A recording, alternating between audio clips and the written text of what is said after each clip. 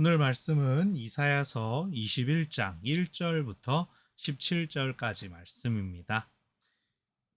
이사야 21장 1절부터 17절까지 함께 읽습니다. 해변 광야에 관한 경고라. 적병이 광야에서 두려운 땅에서 내게 회오리 바람같이 몰려왔도다. 혹독한 묵시가 내게 보였도다. 속이는 자는 속이고 약탈하는 자는 약탈하도다. 엘람이여 올라가고 메대여 애워싸라. 그의 모든 탄식을 내가 그치게 하였노라 하시도다. 이러므로 나의 요통이 심하여 해산이 임박한 여인의 고통 같은 고통이 나를 엄습하였으므로 내가 괴로워서 듣지 못하며 놀라서 보지 못하도다. 내 마음이 어지럽고 두려움이 나를 놀라게 하며 희망의 서광이 변하여 내게 떨림이 되도다. 그들이 식탁을 베풀고 파수꾼을 세우고 먹고 마시도다. 너희 고관들아 일어나 방패에 기름을 바를지어다. 주께서 내게 이르시되 가서 파수꾼을 세우고 그가 보는 것을 보고하게 하되 마병대가 쌍쌍이 오는 것과 나귀 떼와 낙타 떼를 보거든 귀 기울여 자세히 들으라 하셨더니 파수꾼이 사자같이 부르짖기를 주여 내가 낮에 늘 망대에 서 있었고 밤이 새도록 파수하는 곳에 있었더니 보소서 마병대가 쌍쌍이 오나이다 하니 그가 대답하여 이르시되 함락되었도다 함락되었도다. 바벨론이여 그들이 조각한 신상들이 다 부서져 땅에 떨어졌도다 하시도다. 내가 짓밟은 너여 내가 타작한 너여 내가 이스라엘의 하나님 만군의 여호와께 들은 대로 너희에게 전하였노라. 두마에 관한 경고라. 사람이 세일에서 나를 부르되 파수꾼이여 밤이 어떻게 되었느냐 파수꾼이여 밤이 어떻게 되었느냐. 파수꾼이 이르되 아침이 오나니 밤도 오리라. 네가 물으려거든 물으라. 너희는 돌아올지니라 하더라. 아라비아에 관한 경고라. 드단 대상들이여 너희가 아라비아 수풀에서 유숙하리라. 대마 땅의 주민들아 물을 가져다가 목마른 자에게 주고 떡을 가지고 도피하는 자를 영접하라.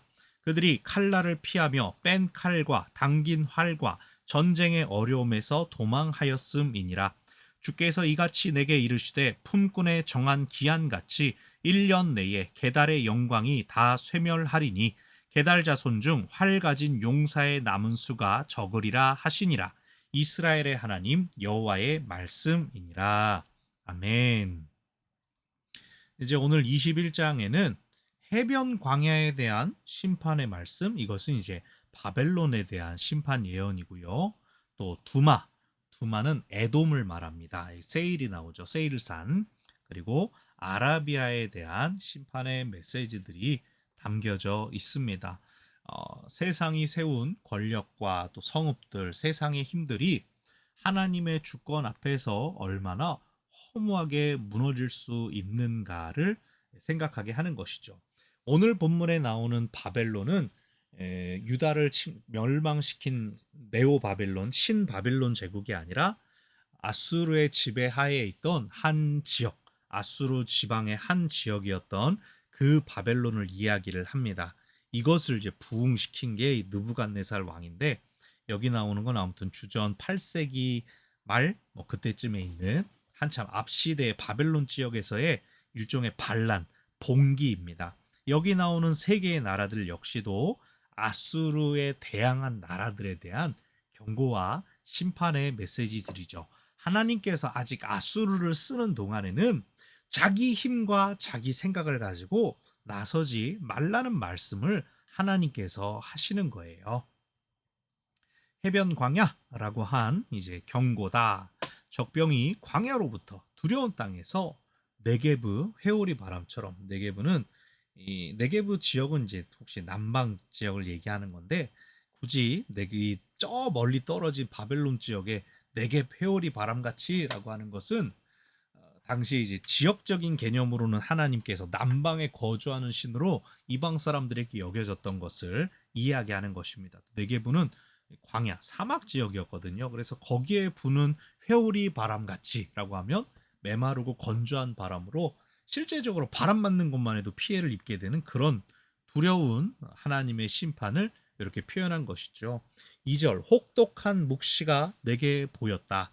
혹독하다라고 하는 것은 이사야가 지금 이걸 받으면서 와 이거 너무 심한 거 아닌가라고 했다는 겁니다. 이번 한 주 내내 우리가 다 이방들이 혹독하게 심판 당할 것을 보았지만 특별히 오늘 바벨론을 향한 이 경고의 말씀들이 굉장히 도가 큰 모양입니다. 속이는 자 속이고 약탈하는 자 약탈하고 엘람과 메데아 다 올라가서 싸워라 탄식을 그치게 하였다라고 아주 철저히 짓밟는 모습 그 모든 것들을 볼 때에 3절 요통이 심하여 해산이 임박한 여인의 고통 같은 그런 고통 이사야는 뭐 아저씨였지만 아들 둘 낳는 게 이제 앞에서 우리 봤었죠. 여인이 해산하는 것 같은 그 괴로움과 고통이 선지자에게 임하였다. 내가 그 경고와 묵시를 보는데 괴로워서 못 듣겠고 놀라서 보지 못할 지경이었다. 그래서 그 하나님의 심판의 강도가 너무나 높았기 때문에 마음이 어지럽고 두려움이 놀라였다. 희망의 서광 이 심판 후에 구원하시겠지라고 알고 있는데도 그런데 이렇게까지 철저히 심판하면 과연 남아 있을까요? 라고 하며 마음에 떨림이 되었다라고 말합니다. 그들이 식탁을 베풀고 파수꾼을 세우고 먹고 마신다라고 하고 있는데 그들의 어떤 봉기가 성공하는 것처럼 보일 수도 있지만 그러나 결국은 이제 뒤집힐 것이다. 그들이 잠깐 승승장구하고 자기 힘을 의지했던 것들이 길게 가지 못한다. 주님께서도 파수꾼을 세워서 그들이 뭘 보는가 보아라라고 합니다. 마병대가 쌍쌍이 오고 나귀 때 낙타떼가 몰려오면 특히 잘 봐라.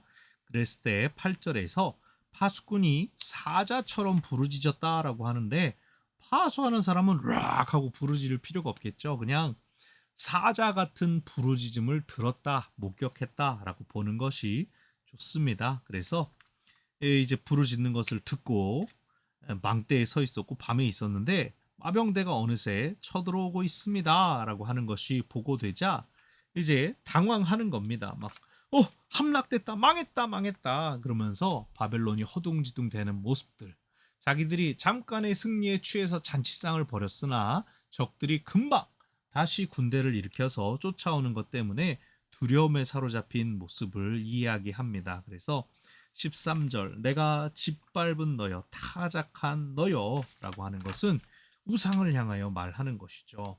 하나님께서 이게 하나님께서 우상을 짓밟았다. 또 한편으로는 그 이방 나라들에 의해서 짓밟혔던 타작했던 너희야라고 하며 이 바벨론의 심판이 유다에게는 해방의 소식, 회복의 소식, 구원의 소식으로 들릴 수도 있다. 어쨌든 하나님의 백성들은 세상에서는 힘이 없고 약할지라도 하나님을 의지하면 끝에는 구원을 받게 된다라고 하는 것들이 복합적으로 나타나고 있는 것입니다. 그래서 이 시대착오적인 이런 기술이 있긴 합니다. 왜냐하면 이때 봉기했던 바벨론은 유다에는 실제적으로 영향을 끼치지 못했기 때문에 이 유다보다 훨씬 옛날에 있었던 일이기 때문에 뭐 그렇긴 하지만 그럼에도 불구하고 하나님의 크신 역사가 이 열방을 다 주관하고 계시다라고 하는 것이 이제 13절에 10절의 고백적인 표현입니다. 자, 11절 두마에 관한 경고다 에돔이라고 말씀드렸죠. 세일에서 파수꾼이여 밤이 어떻게 되었느냐. 이 강력한 여러 나라들 속에서 밤은 지배의 시간을 의미합니다. 근데 파수꾼이 아침이 오리라 희망이 일어날 것입니다. 그러나 밤도 오리라. 계속해서 이 땅에 권력 다툼들과 또 강한 나라들 간의 열강들 간의 패권 다툼이 끊이지 않을 것이므로 다른 나라들이 작은 나라들이 결코 편안하기가 쉽지 않을 것이다. 그러니 너희는 돌아와라. 묻는 건 상관없다. 현상이 계속 바뀌는 것은 얼마든지 대답해 줄 수 있지만 중요한 것은 무엇이냐. 그 힘의 패권의 고리를 끊으려면 돌아와라. 즉 회개하여라 라고 하는 하나님의 부름의 촉구입니다. 앞에 열방들 나왔죠? 애굽 사람들이 막 하나님 예배하러 오고 구스가 막 예물을 가지고 오고 모든 나라에 대해 똑같이 기회를 주시며 초청하시는 하나님의 음성이 여기 있는 것입니다. 13절 아라비아에 관한 경고다. 드단의 대상들 낙타의 짐을 잔뜩 싣고 다니는 상인 무리들아 수풀에서 유숙할 것이다. 혼란스러워서 어떤 성읍이나 목적지로 가지 못할 것을 이야기를 합니다. 13절에서 14절에서 대마 땅 주민들아 물을 가져다가 목마른 자에게 주고 떡을 가지고 도피하는 자를 영접하여라. 피난민들이 사막 너희들이 있는 그 광야 지역으로 도망가는 것을 만났을 때에 내버려 두지 말고 물도 주고 먹을 것도 주어라. 그들을 잘 환대해 주어라 라고 합니다. 15절 그들은 칼날을 피하고 칼, 활, 전쟁의 어려움에서 도망친 사람들이다. 그런데 16절 품꾼의 정한 기한같이 1년 내에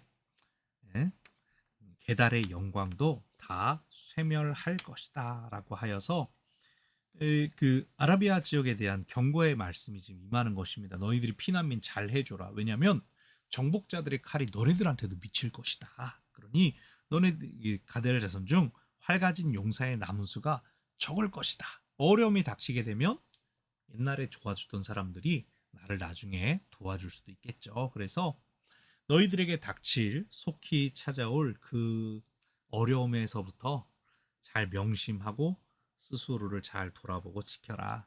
결국 아수르는 하나님의 온전한 도구로 이 세상을 다 한번 뒤집어 엎을 겁니다.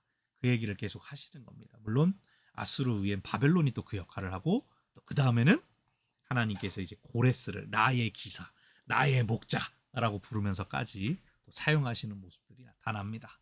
세상적인 질서에 좌지우지 되지 말고 누구 하나 없어지면 뭐 잘 될 것처럼 어느 나라 대통령 막 저주하는 말들 많이 있는데 그 사람 없어져도 또 다른 활이 나타난다니까요.